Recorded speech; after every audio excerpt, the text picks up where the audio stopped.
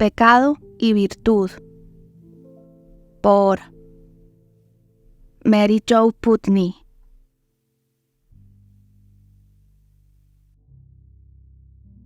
Cuando dos caballeros son parientes consanguíneos cercanos, no suelen dirigirse el uno al otro ceremoniosamente. En este caso, sin embargo, los caballeros en cuestión eran tío y sobrino.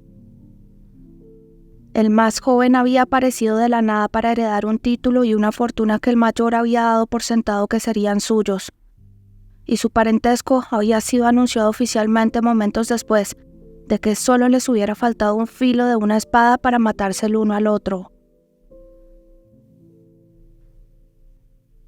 De ahí que no fuera de extrañar que las relaciones entre los dos estuvieran un tanto tensas, razón por la cual Reginald Davenport, notorio libertino, jugador y mujeriego, conocido en algunos círculos como la vergüenza de los Davenport, saludó a su noble sobrino lacónicamente. «Buenos días, Wargrave». El conde de Wargrave se puso en pie detrás del pesado escritorio de nogal y le tendió la mano. «Buenos días. Me alegro de que haya podido venir».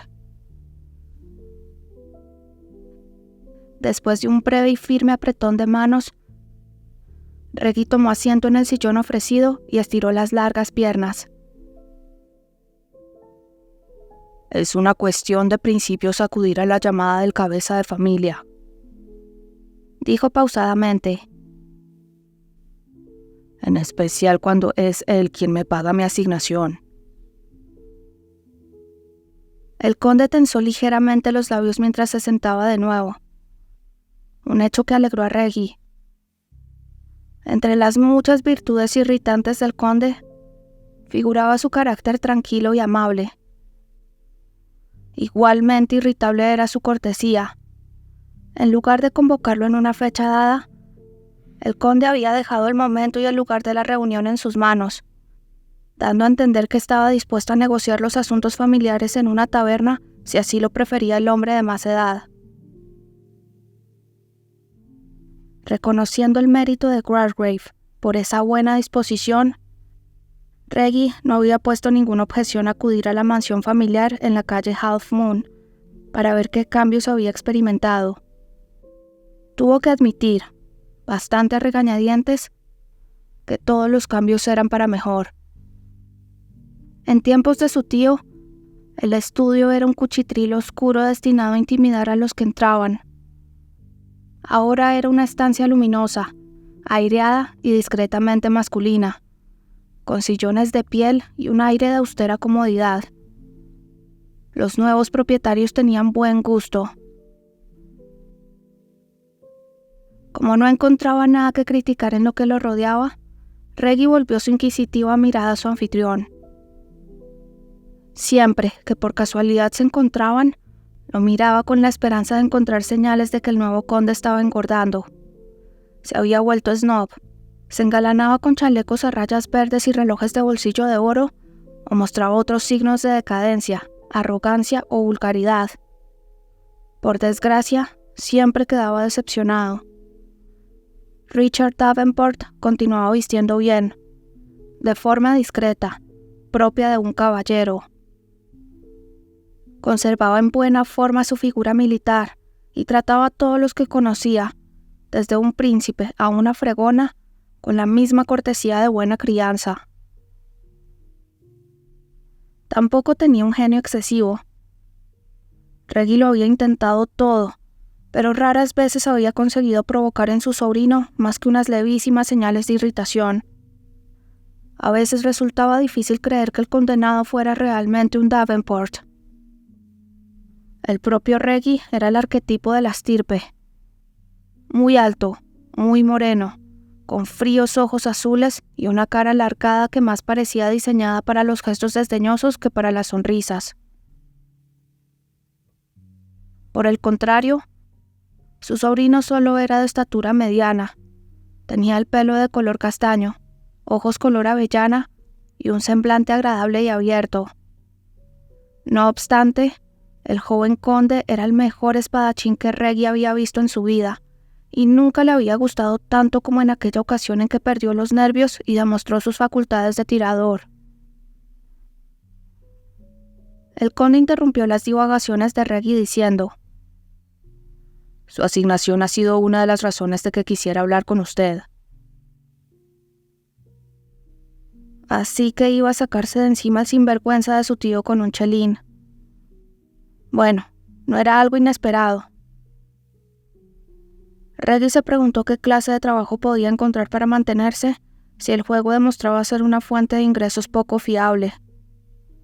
Muchos parientes lejanos o postizos de la nobleza tenían cargos gubernamentales, como guardián del puerto de Rye o jefe de correos de Newcastle. Pero nadie en su sano juicio le daría un puesto así a Reggie Davenport. Incluso los funcionarios gubernamentales tenían ciertos principios. A lo mejor podía abrir una barranca de tiro al blanco como la de Manton. También podía empezar a cobrar a las mujeres por sus servicios, pensó sonriendo para sus adentros, en lugar de ofrecérselos gratis. Sin inmutarse, dijo: «¿Y la otra razón?» «Caroline y yo esperamos un hijo para noviembre». «Enhorabuena». Reggie puso cuidado en mantener la cara inexpresiva. Era típico de Wargrave transmitir la noticia en persona, en lugar de dejar que su heredero se enterara a través de un cotilleo casual. La verdad era que apenas resultaba una sorpresa. Engendrar un heredero era humano. Aunque en puridad Reggie fuera el presunto heredero del condado, siempre había sabido que un hombre sano y felizmente casado, 8 años más joven que él, tenía muchas posibilidades de formar una familia. Con educación, añadió: «Espero que Lady Wargrave se encuentre bien». A Wargrave se le iluminó el semblante con una sonrisa, que Reggie describió, poco caritativamente, de necia. «Se siente de maravilla y toca tanto el piano que lo más probable es que el niño nazca con una partitura en la mano. No obstante», dijo recobrando la compostura, «esa no es la razón principal de que le haya pedido que viniera a verme». «Ah, sí. Estaba a punto de anular mi asignación antes de que nos desviáramos al tema de su progenie», dijo Reggie de forma aún más pausada que antes. Que lo colgaran si iba a humillarse por dinero ante el jefe de la familia. Poner fin a su asignación trimestral es solo parte de lo que tengo en mente. Wargrave abrió un cajón y sacó un puñado de papeles. He decidido que es hora de hacer unas previsiones diferentes para usted. Como medida provisional, mantuve la asignación que le había concedido el antiguo conde. Pero me parece... vaciló, buscando la palabra adecuada. Inapropiado, que un varón adulto tenga que depender de la buena voluntad de otro. No es algo tan raro en nuestro mundo, dijo Reggie con una cuidada despreocupación. Le había sorprendido que Wargrave continuara pasándole la asignación después de que los dos hubieran estado a punto de matarse el uno al otro. Pero el conde debía de pensar que tenía la responsabilidad de mantener a su heredero. La perspectiva de un hijo atenuaba esa obligación. No crecí en el estrecho y reducido mundo de la alta sociedad, y me atrevería a decir que nunca comprenderé todas sus convenciones. En los círculos poco elevados donde me crié, la mayoría de los hombres prefieren tener algo que sea verdaderamente suyo. El conde dio un golpecito a los documentos legales. Y esa es la razón de que vaya a cederle la más próspera de las propiedades no vinculadas de los Wargrave. He liquidado la hipoteca, así que la propiedad debería producir el doble que la asignación que ha estado recibiendo. Reggie se enderezó en el asiento, tan sobresaltado como si el conde lo hubiera golpeado con el candelabro de bronce. Que eliminaran su asignación no habría sido una sorpresa. Esto sí que lo era. Wargrave continuó. La prosperidad de la finca se debe, en gran medida, al administrador, un hombre llamado Weston, que lleva allí varios años. No lo conozco en persona. La única vez que estuve allí, él había tenido que marcharse debido a la repentina enfermedad de alguien de la familia, pero ha hecho un trabajo excelente. Sus informes son impecables y ha aumentado la productividad enormemente. Dado que Weston es honrado y competente, usted puede vivir en Londres de las rentas si no quiere ocuparse personalmente de la gestión. Su expresión se endureció. También puede vender la propiedad o jugársela a las cartas. En cualquier caso, esto es todo lo que recibirá del patrimonio Wargrave. Si tiene deudas importantes, lo ayudaré a liquidarlas para que pueda empezar con las manos limpias. Pero a partir de entonces, estará usted completamente solo. ¿Queda claro? Perfectamente claro. Tiene usted el don de la expresión, Wargrave. La insolencia de Reggie no era más que un intento por disimular su confusión. Da la casualidad de que la diosa Fortuna me ha estado sonriendo últimamente, así que su ayuda no será necesaria. Hizo un esfuerzo por reponerse de la sorpresa y dijo: ¿Qué propiedad me entrega? Strickland, en Dorset. Strickland, por todos los diablos. Dado que Wargrave solo poseía 2 o 3 propiedades no vinculadas, la noticia no era una completa sorpresa. Pero Reggie seguía sintiéndose como si le hubieran pegado una patada en el estómago. ¿Por qué esa propiedad en particular? Por varias razones. En primer lugar, porque lo mantendrá con la máxima comodidad. En segundo lugar, entiendo que vivió allí cuando niño, y pensé que quizás sintiera apego por ese lugar. Wargrave combó una pluma entre sus dedos, con cara pensativa. A juzgar por su expresión, quizá me haya equivocado. La cara de Reggie se tensó. Una de las muchas particularidades por las que no encajaba en el ideal de un caballero era la de hacer visibles sus emociones, demasiado evidentes. Un auténtico caballero nunca habría mostrado disgusto ni enfado, ni siquiera diversión, como Reggie era demasiado propenso a hacer cuando no se concentraba.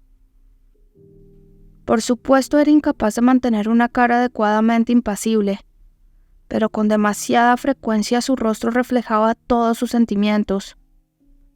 Como en esos momentos, cuando habría preferido ocultar las complejas emociones que Strickland despertaba en él. Hay otra razón, mucho más poderosa de que haya elegido a Strickland. Continuó Wargrave. Para empezar, tendría que haber sido suya. Reggie respiró hondo. Empezaban a caerle encima demasiadas sorpresas, y no le gustaba lo más mínimo. ¿Por qué dice que tendría que haber sido mía? La casa y la mayoría de las tierras eran propiedad de la familia de su madre, no de los Davenport. En tanto que único heredero de su madre, legalmente ya es propietario de la mayor parte de Strickland. ¿Qué demonios? Según el abogado de la familia, sus padres se conocieron cuando su abuelo materno hizo una oferta para comprar una pequeña propiedad adyacente a Strickland. Explicó Wargrave. Su padre fue a Dorset para hablar del asunto en nombre de su hermano. Conoció a su madre y acabó quedándose. Las tierras de Davenport se unieron a Strickland y sus padres vivieron allí y lo administraron todo como una única propiedad. De acuerdo con los acuerdos matrimoniales, Strickland tenía que pasar a los herederos de su madre. Reggie soltó entre dientes un juramento rabioso. Así que el viejo conde había retenido deliberada e ilegalmente Strickland. Una táctica más en la larga guerra sostenida por ambos. No tenía ni idea. De lo contrario, puede estar seguro de que no habría dejado que ese viejo diablo se saliera con la suya, dijo Reggie con una ira apenas controlada. Durante todos los años que su tío había condescendido a darle una asignación, ese dinero y más tendría que haber sido suyo por derecho. Si el viejo conde hubiera estado vivo y presente, Reggie habría cometido un asesinato. Lástima que su maldito tío estaba ya fuera del alcance de la justicia. Tal vez el viejo conde no separó nunca a Strickland del resto de las propiedades porque dio por sentado que finalmente el título y todo el patrimonio irían a parar a usted, dijo Wargrave con voz neutra. Después de todo, fue su heredero durante muchos años. Reggie repuso con tono helado. Su generosa interpretación se deriva del hecho de que usted no lo conocía. Le aseguro que si retuvo a Strickland fue por los motivos más mezquinos. Esas rentas habrían hecho que yo fuera independiente, algo que él detestaba. Puede que esa fuera también la razón de que el viejo conde sintiera resentimiento hacia su hermano pequeño, que se había casado con una modesta heredera y había encontrado la felicidad viviendo con ella en Dorset. Eso explicaría en buena medida el trato que había dado a su sobrino. Seguramente fue una especie de venganza contra su hermano muerto, que había logrado escaparse de la red Wargrave. Con tacto, Wargrave se ocupó en afilar una pluma y comprobar si había tinta en el tintero. Cuanto más sé del viejo conde, mejor comprendo que mi padre se negara a vivir en el mismo país que él. Marcharse de Inglaterra fue lo más inteligente que Julius hizo en su vida, admitió Reggie. Aunque no expresó en voz alta lo que pensaba, más de una vez se había preguntado si él tendría que haber hecho lo mismo. Quizá habría sido más sensato escapar del puño de hierro de su tío, en lugar de quedarse y enfrentarse a la vieja tiranía del anciano con unas armas inadecuadas. El conde había ganado la partida al morirse, y Reggie no sentía ningún deseo de dejar al descubierto sus sentimientos ante aquel joven que había aparecido en escena solo después de que el telón hubiera caído por última vez. Wargrave levantó la vista de la mesa. ¿Preferiría una propiedad diferente? Strickland es la mejor opción disponible, pero podría tomar en consideración otra. No es necesario. Strickland me va bien, dijo Reggie con brusquedad. Al parecer, Wargrave no esperaba muestras de cortesía por parte de su tío. Escribió su nombre varias veces, espolvoreó arena encima de la tinta húmeda y luego empujó los documentos a través de la mesa. No tiene más que firmarlos, y Strickland es suya. Aún furioso como estaba, Reggie se tomó tiempo para examinar atentamente los papeles. Pero todo se hallaba en orden. Puso su firma en las escrituras. En el momento en que firmaba la última, el rumor de unos pasos ligeros le hizo levantar la vista. Una mujer joven, delicadamente rubia y menuda, entró en el estudio. Caroline, Lady Wargrave, tenía una expresión soñadora y un extraordinario talento para la composición musical. Los dos hombres se levantaron cuando entró, y el conde y la condesa intercambiaron una mirada que provocó en Reggie una punzada de intenso deseo. Envidiaba que su sobrino hubiera heredado la riqueza y el poder de los Wargrave, y más todavía le envidiaba la calidez que latía entre él y su esposa. Ninguna mujer había mirado nunca la vergüenza de los Davenport de aquella manera, y nunca lo haría. Después de aquel breve y silencioso intercambio con su esposo, Lady Wargrave se volvió y le tendió la mano a Reggie. La última vez que se habían encontrado, Reggie estaba muy bebido. Se comportó muy mal y Wargrave estuvo a punto de matarlo por ello. Pese a su escabrosa reputación, las damiselas sobrecogedoramente tímidas no estaban entre sus objetivos, y se sintió un tanto incómoda al inclinarse para besar la mano de la condesa. Recurriendo a todo su encanto, se enderezó y dijo: Mi enhorabuena por las felices nuevas, Lady Wargrave. Gracias. Estamos muy contentos, dijo sonriendo con una tranquila confianza. El matrimonio le sentaba muy bien.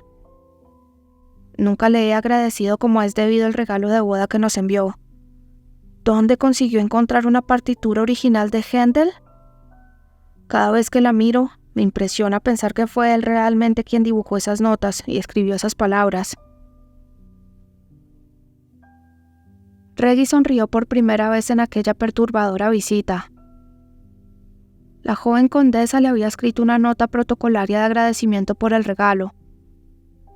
Por lo tanto, su deseo de saludarlo en persona debía significar que había perdonado su grosero comportamiento. Puede que ese fuera un pecado menos por el que ardiera en el infierno. Encontré la partitura hace años en una librería.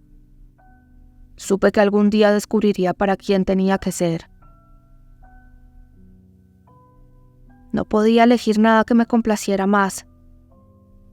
Empezó a dar media vuelta. Siento haberlos interrumpido.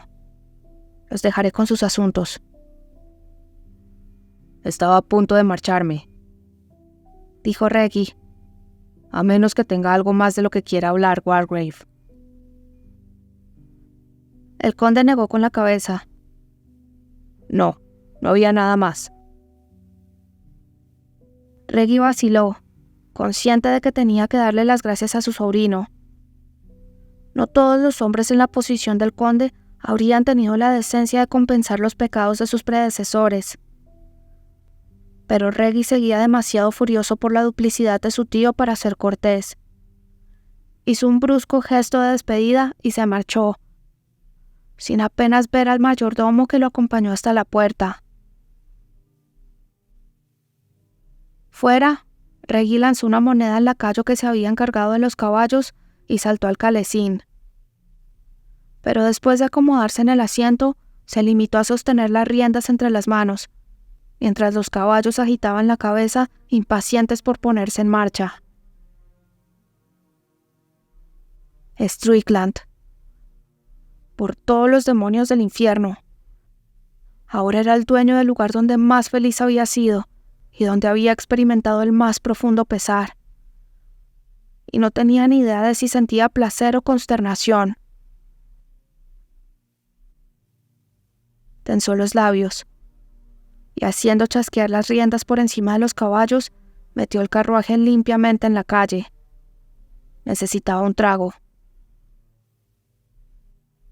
Mejor todavía, necesitaba una docena. Caroline Davenport abrió la cortina y contempló la partida del tío de su marido, observando la tensión de la esbelta y nerviosa figura mientras se alejaba. Dejó caer la cortina y preguntó: ¿Cómo ha reaccionado ante la noticia? Por suerte, no esperaba su gratitud, porque no he recibido ninguna. El tío Reggie no es hombre a quien le gusten las sorpresas. Si me hubiera limitado a interrumpir su asignación, le habría resultado más fácil aceptarlo. Richard fue cojeando hasta la ventana y rodeó la cintura de su esposa con el brazo. Comprensiblemente, también se puso furioso al enterarse de que mi difunto y no llorado abuelo lo había privado ilegalmente de su propio patrimonio. Apoyándose contra su esposo, Caroline dijo: ¿crees que convertirse en un propietario acaudalado lo hará cambiar? Richard se encogió de hombros. Lo dudo. Gran parte de la culpa de que se echara a perder fue de mi abuelo. Reggie me contó una vez que quería ingresar en el ejército, pero el conde no se lo permitió. En cambio, lo sujetaba con rienda corta, pagaba sus deudas, pero le daba una asignación insuficiente para que fuera realmente libre. ¿Qué hombre tan horrible fue tu abuelo? Cierto, pero Reggie también tiene parte de culpa. Es muy inteligente y asombrosamente perceptivo. Convertirse en un libertino y un borracho no eran sus únicas opciones. Caroline notó el pesar en la voz de su esposo. Se tomaba sus responsabilidades muy en serio, y la parte que había hecho de él un excepcional oficial del ejército lamentaba que el potencial de Reginald Davenport se hubiera desperdiciado. Más que eso, Reggie era su pariente más cercano por el lado Davenport de la familia, y a Richard le hubiera gustado estar en términos amistosos con él. ¿Crees que es demasiado viejo para cambiar su modo de vivir? Reggie tiene 37 años y está muy acostumbrado al vicio y al escándalo, dijo Richard secamente. A veces los libertinos se reforman, pero los borrachos casi nunca. Dios sabe que mandé a muchos en el ejército. La mayoría bebían hasta que los mataba una bala o el whisky. Supongo que mi tío hará lo mismo. Caroline apoyó la cabeza en el hombro de su esposo. En una ocasión, Reginald Davenport la había aterrorizado, pero hacía unos momentos lo había visto sobrio y cortés, y justo durante un instante había revelado un encanto totalmente devastador. Allí había un buen material humano, y entendía el deseo de Richard de ayudar a su difícil pariente. Era un esfuerzo en el que seguramente fracasaría. Con todo, a veces se produce un milagro. Puede que esta sea una de esas veces. Si Reggie quiere cambiar de verdad, estoy seguro de que es capaz de hacerlo. Pero dudo que lo intente, dijo Richard con aire pesimista. Apretó el esbelto cuerpo de su esposa más estrechamente contra él, y se obligó a apartar todos sus pensamientos sobre el haragán de su tío. Había hecho lo que había podido. La dura experiencia le había enseñado que un hombre puede ayudar a otro solo hasta cierto punto.